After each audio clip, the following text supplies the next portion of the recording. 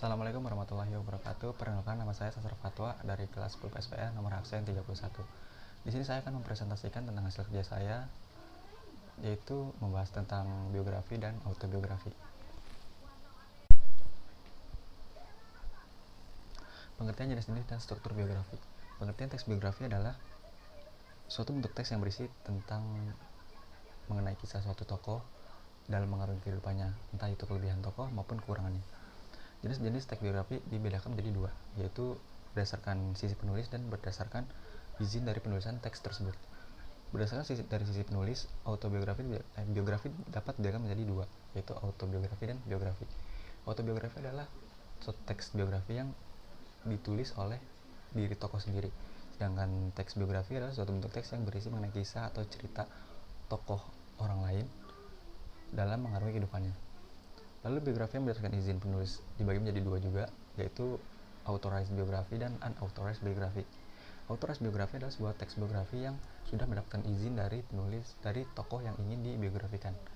Lalu unauthorized biografi adalah teks biografi yang belum mendapatkan izin dari tokoh yang ingin dibiografikan. Dibuat teks biografinya. Struktur teks biografi ada tiga. Yang pertama, orientasi. Pada tahap ini adalah bagian pengenalan suatu tokoh berisi gambaran awal tentang tokoh tersebut dalam teks biografi. Lalu yang kedua, peristiwa dan masalah. Tahap ini adalah bagian kejadian atau peristiwa penting dalam tokoh berisi penjelasan atau cerita, baik itu berupa pemecahan masalah, proses berkarir, peristiwa menyenangkan, menegangkan, menyedihkan, hingga mengenaskan yang pernah dialami oleh tokoh hingga mengantarkannya meraih mimpi dan cita-cita atau kesuksesannya. Lalu yang keempat, reorientasi atau kesimpulan. Tahap ini bagian penutup, berisi mengenai pandangan penulis kepada tokoh yang dikisahkan. Reorientasi ini bersifat opsional semata, jadi boleh ada maupun tidak ada. Tapi kebanyakan teks biografi harus ada kesimpulannya. Baik, di sini saya mengambil contoh biografi dari artis Bollywood luar negeri berasal dari India, yaitu Shah Rukh Khan. Nama lengkap Shah Rukh Khan adalah Shah Rukh Khan. Lahir di New Delhi, India 2 November 1965. Orang tuanya bernama Taj Muhammad Khan, itu ayahnya, Latif Fatimah, itu ibunya. Tempat tinggalnya di Mumbai, Maharashtra, India. Pekerjaannya Shah Rukh Khan sendiri menjadi aktor, produser film, dan pembawa acara. Agamanya sendiri adalah agama Islam, istrinya Gauri Khan, dan mereka sudah memiliki 3 orang anak, yaitu Abram Khan, Aryan Khan, dan Suhana Khan. Shah Rukh Khan lahir di New Delhi 2 November 1965. Lahir dari sebuah keluarga muslim. Shah Rukh Khan berarti muka sang raja. Ayahnya Taj Muhammad Khan adalah seorang pejuang kemerdekaan India, sedangkan ibunya Latif Fatimah, seorang anak angkat dari Jenderal Shahnawaz Khan. Shah Rukh Khan menjalani kuliah S1 di jurusan ekonomi pada sebuah universitas di India dan S2 komunikasi pada sebuah universitas Islam di India. Debut sebagai aktor. Memulai debutnya sebagai aktor sejak masih duduk di bangku kuliah, dilahirkan dengan nama yang berarti muka sang raja. Shah Rukh Khan pun ternyata berhasil menjadi salah satu orang terkenal sejagat raya. Dia juga menjadi salah satu pesohor yang selalu mengagumkan. Shah Rukh Khan mulai membintangi film layar lebar sekitar tahun 1992 dalam film yang berjudul Devana. Film pertama Shah Rukh Khan ini sempat menjadi box office dan melambungkan nama Shah Rukh Khan ke jajaran aktor-aktor Bollywood yang diperhitungkan di India. Sebenarnya banyak pesohor yang memiliki nama keluarga Khan, seperti Salman Khan, Amir Khan, dan Saif Ali Khan. Namun hanya Shah Rukh Khan yang sepertinya mampu menjadi ikon dari artis Bollywood. Tayangan hiburannya pernah memasukkan Shah Rukh Khan dalam deretan 101 lelaki bertubuh hot, King of Bollywood. Majalah Time memasukkan Shah Rukh Khan dalam deretan 20 pahlawan dari Asia yang berusia di bawah 40 tahun. Belum lagi jika dilihat dari gelar yang diperoleh secara non-formal seperti King of Bollywood, The Tom Cruise from India, King Khan, dan sebagainya. Shah Rukh Khan adalah sosok yang mampu mewakili kesuksesan Bollywood, menggantikan tokoh generasi sebelumnya, Amitabh Bachchan. Menurut Shah Rukh Khan, jika ditelisik lebih jauh, keluarga ayah dan ibunya berasal dari Afghanistan. Sejak kecil belum terbiasa bahwa hidupnya akan sukses, belum terbeset akan pikirannya bahwa hidupnya akan sukses jika menjalani karir di dunia hiburan. Minat Shah Rukh Khan pada seni peran mulai muncul saat ia kuliah di Mass Communication di Universitas Jamia Millia Islamia. Ia mulai muncul ke industri hiburan sekitar tahun 1988 saat membintangi film televisi berjudul Fauji. Sejak saat itu Shah Rukh Khan mulai sering muncul dalam film-film televisi termasuk Sirkus pada tahun 1989 sampai saat ini tak kurang dari 67 film yang sudah dibintangi oleh aktor ini. Penghargaan Shah Rukh Khan. Shah Rukh Khan bukan sekedar aktor atau sutradara, ia sudah menjadi legenda film Bollywood sampai saat ini. Sampai saat ini saja tak kurang dari 59 penghargaan sudah diraih olehnya, termasuk dari Filmfare Award, Star Screen Award, International Indian Film Academy Award, Zee Cine Award, Bollywood Movie Award, Global Indian Film Award, dan Aspara Film and Television Production Guild Award. Namun jika ditanya kuncinya mendapatkan kesuksesan, Shah Rukh Khan selalu menjawab hal yang paling penting adalah kerja keras dan menjaga persahabatan. Kerja keras yang tidak disebut-sebut sebagai kunci bahkan seringkali meminta korban pada tubuhnya sendiri.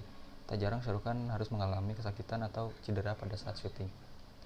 Ia mengalami kecelakaan saat syuting film Don 2 bintang My Name Is Khan. Ini harus melakukan sebuah adegan berbahaya menggunakan kabel. Sayangnya Khan terjatuh dan menghantam tanah yang menyebabkan punggung dan sikunya terluka. Walau terluka, Khan tetap melanjutkan syuting yang berbuah pahit pada keesokan harinya. Khan dikabarkan mengalami rasa sakit yang parah akibat kecelakaan syuting, sampai dia tidak bisa menghadiri sesi pelatihan untuk menampilkannya dalam Global Indian Film and TV Awards. Persahabatan menjadi kunci yang lain dari kesuksesan hidupnya. Lewat persahabatan, Shah Rukh Khan mampu mengembangkan karirnya. Ia tak hanya terlibat dalam satu rumah produksi saja, tapi juga beberapa rumah produksi. Saya tak akan dalam satu rumah produksi saja, tapi saya juga ada di beberapa rumah produksi. Mereka tak akan pernah bisa membayar apa yang telah mereka lakukan untuk saya. Mereka adalah memberikan cinta kepada saya, ujar Khan beberapa waktu lalu. Demikianlah Khan selalu memaknai berbagai hal yang bisa meningkatkan hubungan antar manusia. Namun, bukan berarti Khan manusia sempurna yang tanpa cacat. Dalam hubungan persahabatan saja, Khan ternyata sempat memiliki musuh. Ia ternyata pernah menyakiti perasaan aktris Aishwarya Rai. Shah Rukh Khan tanpa belas kasihan mendepak Rai dari rumah produksi miliknya beberapa tahun lalu. Shah Rukh Khan disebut-sebut mencaci maki dengan kalimat yang tajam, bahkan seperti dikutip dari Female First, Rai pun bersumpah tidak akan pernah melupakan kejadian tersebut. Hubungan mereka tampak buruk saat Khan bersama sang istri Gauri Khan memutuskan untuk tidak menghadiri pernikahan Rai dan Abhishek Bachchan pada 21 April 2007. Setelah perang urat syaraf bertahun-tahun, hubungan Khan dan Rai mencair saat bertemu di acara ulang tahun Karan Johar, pemandu acara terkenal di India, pada hari Senin 25 Mei 2009. Dalam kehidupan pribadi, Shah Rukh Khan termasuk orang yang terbuka. Dalam membesarkan ketiga anaknya, Arya Khan, Suhana Khan, serta Abram Khan, ia tidak memaksakan pada suatu pandangan. Meski ia dan istrinya berbeda agama Shah Rukh Khan yaitu agama Islam, dan istri Gauri Khan adalah wanita yang lahir dan besar dalam ajaran Hindu. Dua ajaran itu kami gunakan untuk membesarkan mereka, ujar Khan. Berikut adalah daftar film yang diperankan oleh Shah Rukh Khan. Yang pertama ada Happy New Year pada tahun 2014, yang kedua Chennai Express 2013, lalu selanjutnya Don 3 2011, yang keempat Rawan 2011, yang kelima My Name Is Khan 2010, yang keenam Main Honna 2004, yang ketujuh Chalte Chalte 2003, yang ke-8 Kabhi Khushi Kabhie Gham 2001, yang ke-9 Mohabbatein tahun 2000, yang ke-10 Kuch Kuch Hota Hai 1998, yang 11 Dilawale Dulhania Le Jayenge 1995, yang ke-12 Kal Ho Na Ho 2004, yang ke-13 Kabi Alfredina Kehna 2006. Lalu yang ke-14 Rabne Bana di Jodi 2008, yang ke-15 Jos 2000, yang ke-16 Dilto Pagel He 1998, yang ke-17 Duplikat 1998, yang ke-18 Dilse 1998, yang ke-19 Koila 1997, yang 20 Devdas 2002. Lalu selain Shahrukh Khan selain menjadi aktor, ia pun menjadi seorang produser film. Berikut adalah film-film yang diproduseri olehnya. Yang pertama, Phir Bhi Dil Hai Hindustani tahun 2000, yang kedua Asoka 2001, yang ketiga Chalte Chalte 2003, yang keempat Menhona 2004, yang kelima Kaal 2005, yang keenam Paheli 2005, yang ketujuh Om Santi Om 2007, yang ke-8 Billu 2009, yang ke-9 Always Kabi Kabi 2011, dan yang ke-10 Rawan 2011. Ada beberapa film yang diproduseri olehnya dan dibintangi olehnya. Kesimpulannya adalah sosok Shahrukh Khan dapat menginspirasi banyak orang dengan kerja keras dari awal, bahkan dari zaman teknologi belum canggih seperti sekarang. Shahrukh Khan dapat sukses dan terkenal di seluruh dunia atas kesuksesan dari filmnya tersebut. Di dunia nyata, Shahrukh Khan tidak terlalu banyak berbicara, namun banyak bertindak. Sebagai artis Bollywood yang mendunia, seorang Shahrukh Khan tidak sombong. Selanjutnya saya akan menjelaskan tentang autobiografi. Pengertian dan ciri-ciri autobiografi. Autobiografi yaitu sebuah tulisan yang menggambarkan tentang suatu kejadian atau peristiwa yang dialami oleh seorang hidupnya yang ditulis oleh dirinya sendiri. Ciri-cirinya adalah autobiografi seringkali berisi informasi tentang masa kehidupan tokoh itu sendiri, dari yang sulit sampai mencapai keberhasilan. Autobiografi juga biasa menampilkan informasi yang sifatnya positif aja, bahkan biasa ditulis dalam rangka pencitraan seorang tokoh politik. Autobiografi sering sekali ditulis supaya masyarakat lebih kenal atau tahu tentang apa yang udah dilakukannya selama hingga hidup, bisa dijadikan sebagai hikmah dalam kehidupan dan pelajaran yang berharga yang ada di dalamnya.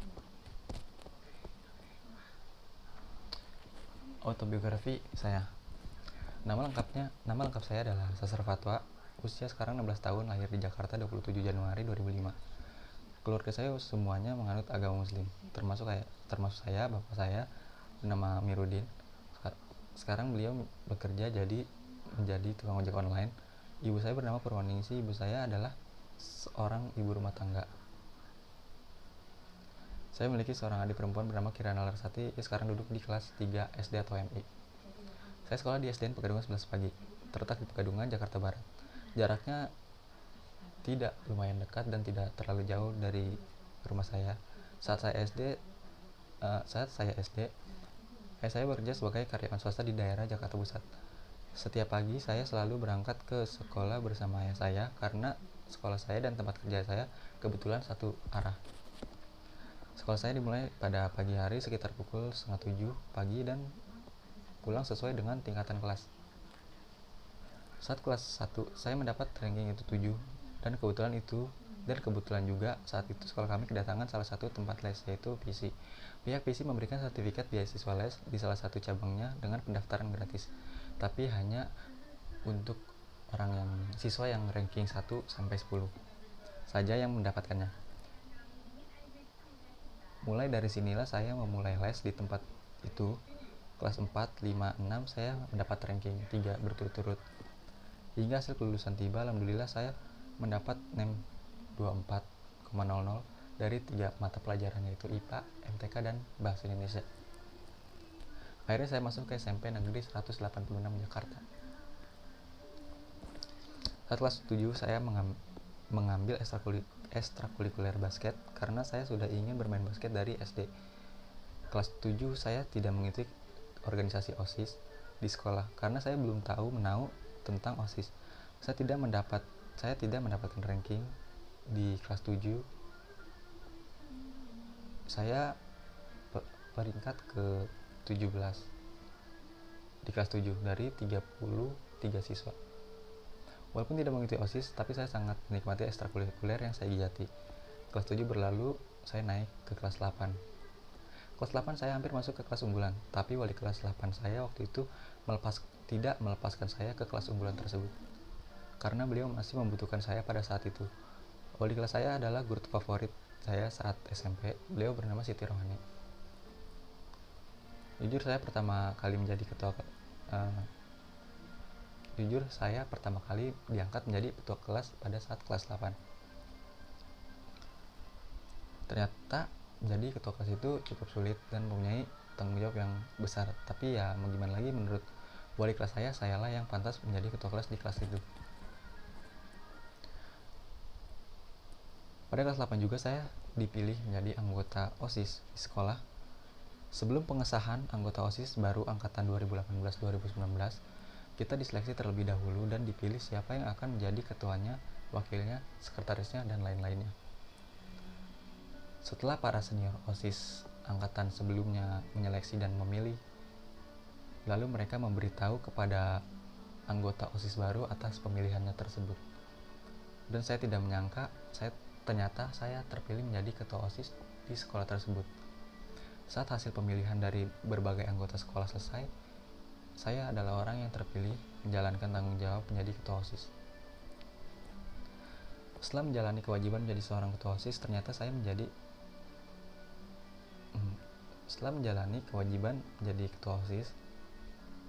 saya telah menjalaninya dengan baik,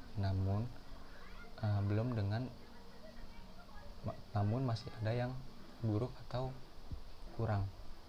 Sebelum saya pelepasan OSIS, angkatan saya mempunyai masalah dengan angkatan atas atau senior saya dulu.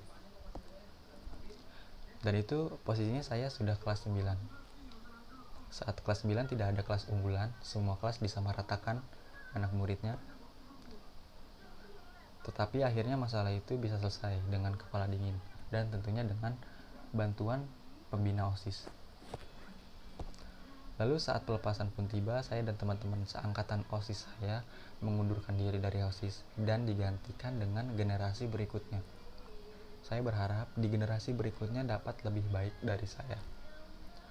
Untuk SMP saya jarang sekali liburan bersama teman-teman karena faktor kendaraan dan tentunya karena ingin ujian. Terlebih lagi kelas 9 sibuk dengan ujian ini itu dan banyak sekali ujian di kelas 9. Tapi kelas 9 ini saya lebih asik daripada kelas-kelas sebelumnya. Entah mengapa di kelas 9 ini teman-temannya sangat mudah diajak berkomunikasi dan nyambung diajak berkomunikasi. Di sini saya sangat senang sekali karena teman kelas saya sangat toleransi dan asik juga jika diajak berkomunikasi, entah itu perempuannya maupun laki-lakinya. Terlebih lagi jika jam pelajaran olahraga dimulai, itu sangat terasa kebersamaan saya dengan teman-teman kelas 9 saya. Walaupun hujan lebat, tetapi kami semua para laki-laki kelas 9, saya kebetulan masuk di kelas 9B. Para laki-laki di kelas 9B tetap melanjutkan olahraga basah-basahan. Itu adalah momen paling tidak bisa dilupakan buat saya. Saat istirahat makan bekal dari masing-masing yang membawa. Saat belajar juga belajar bareng-bareng. Tapi itu semua berubah sejak karantina corona berlaku di Indonesia. Awalnya sekolah kami diinformasikan libur 2 minggu dan itu bertepatan dengan ujian praktik keesokan harinya. Tapi kenyataannya libur hingga tak menentu. Ujian praktik ditiadakan, semuanya diganti dengan ujian sekolah. Itu pun secara online. Nilai itulah yang menjadi nilai kelulusan, nilai penentu kelulusan apakah kita lulus atau tidak di sekolah kita. Lalu untuk nilai masuk ke sekolah lanjutan atau SMA atau SMK negeri selanjutnya, itu menggunakan rata-rata nilai rapot dari kelas 7 sampai kelas 9. Alhamdulillah nilai saya masih menjangkau untuk masuk sekolah negeri.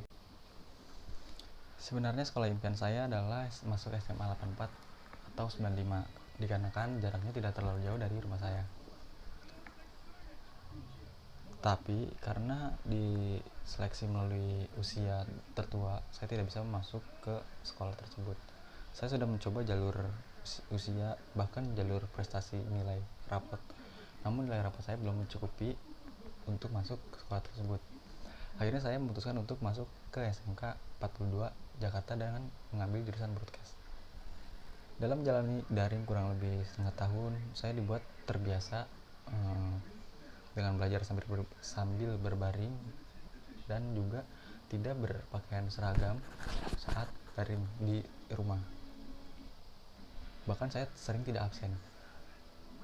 Menurut saya yang terpenting adalah mengerjakan tugas dan mengumpulkannya tepat waktu.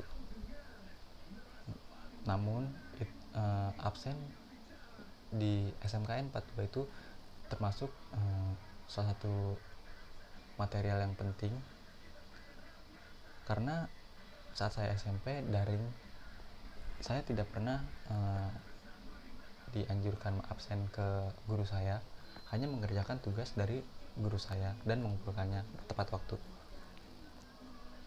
Akhirnya dari perbuatan saya itu, orang tua saya dipanggil ke sekolah untuk memberi kejelasan, dan saya mendapat SP1 dari pelanggaran yang saya buat. Saya sangat menganggap sepele masalah absen. Sejak saya kelas 10 barulah di sini saya liburan bersama sahabat-sahabat saya. Dari kelas 9 saya suka tentang alam, entah itu laut maupun gunung ataupun hutan. Saya mempunyai mimpi menanjak gunung dan bermalam satu hari di sana. Saya memiliki 3 sahabat, yaitu bernama Ferdi, Ucup, dan Hakul. Ketiga-tiganya adalah laki-laki. Pada awal Januari kita berempat pergi ke salah satu wisata yang ada di Bogor, Jawa Barat, itu Curug. Kita semua adalah teman satu SMP, namun berbeda sekolah di SMA. Setelah sampai di Curug kita menikmati indahnya alam ini. Ternyata Indonesia memiliki destinasi wisata yang menarik dari luar negeri. Jadi jika kita terus berdiam diri di rumah, kita tidak dapat melihat keindahan negeri kita sendiri. Tetapi kita pergi dengan menggunakan protokol kesehatan tentunya, karena masih dalam masa lingkungan COVID-19. Setelah 1 bulan kita kembali kumpul untuk merencanakan mendaki gunung di bulan Februari. Dan akhirnya mimpiku di kelas 9 terwujud bersama teman-temanku. Kita kembali mengunjungi kota Bogor, Jawa Barat. Saat itu persiapan kami hanya seujung kuku untuk mendaki salah satu gunung di daerah Cibadak, Sukamakmur, Bogor, Jawa Barat, yaitu Gunung Kuta, dengan ketinggian 1050 mdpl di atas 10 meter di atas permukaan laut, atau 1050